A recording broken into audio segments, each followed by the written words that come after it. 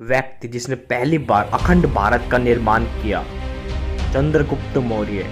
आइए इनके इतिहास के बारे में पढ़ते हैं।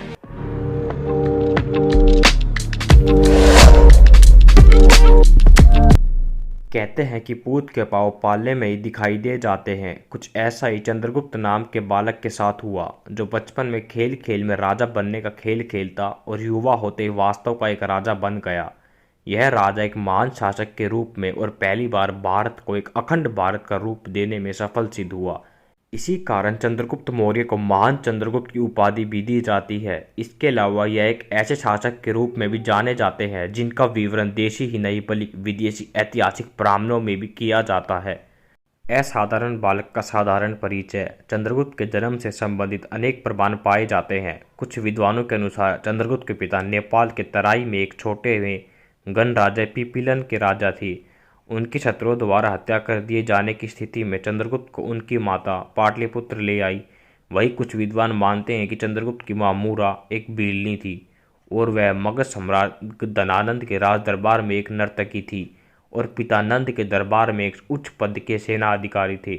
नंद द्वारा पिता को मार दिए जाने पर मूरा अपने पुत्र को लेकर जंगल में चली गई। कहीं कहीं इस बात के भी प्रमाण मिले हैं कि पिता की मृत्यु हो जाने के बाद चंद्रगुप्त का पालन पोषण उनकी मां मूरा ने 10 वर्ष तक किया और उसके बाद विष्णुगुप्त नाम के ब्राह्मण, जिसे बाद में चाणक्य के नाम से जाना गया, ने किया था। चंद्रगुप्त की प्रारंभिक शिक्षा तक्षशिला में हुई। हालांकि उस समय तक्षशिला में केवल राजकुमारों को ही शिक्षा का अधिकार प्राप्त था, लेकिन विष्णुगुप्त ने अपने प्रभाव से चंद्रगुप्त को वहां शिक्षा के लिए भेज दिया।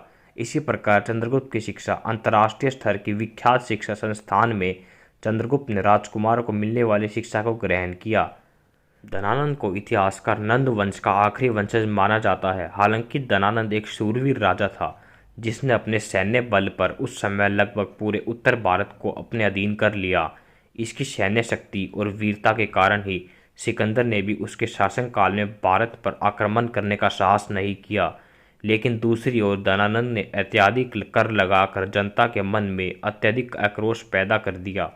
अपने दम में धनानंद ने अपने हितैषियों और साथियों का भी अपमान करना शुरू कर दिया।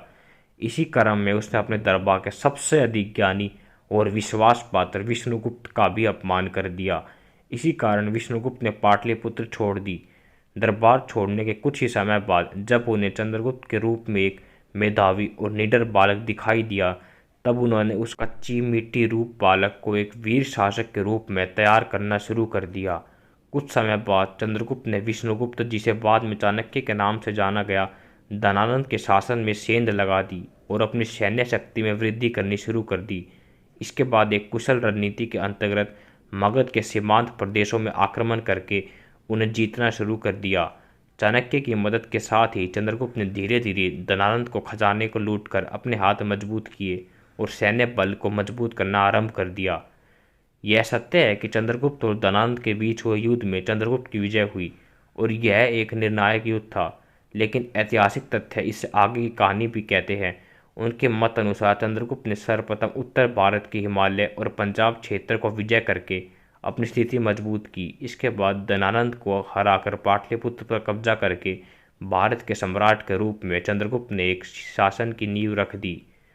चंद्रगुप्त एक मेधावी और कुशाग्र बुद्धि का मालिक था, तो साथ ही वीर सेनानी भी था। इसके साथ ही उसके पास चाणक्य के रूप में कुशल अर्थशास्त्री और चिंतक भी मौजूद था।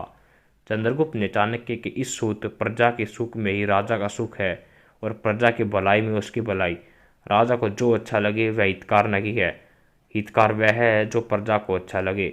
चंद्रगुप्त मौर्य को महान चंद्रगुप्त इसलिए कहा जाता है क्योंकि उन्होंने अखंड भारत के स्वप्न को न केवल साक्षात साकार किया बल्कि विदेशी भूमि पर भी अपना दबदबा बना लिया।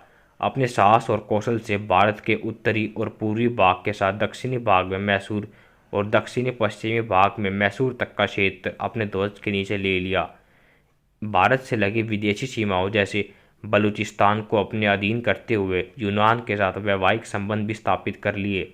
इस विवाह संबंध में चंद्रगुप्त को काबुल, कांधार, मकरान और हेरत प्रदेश भी दहेज में मिले थे।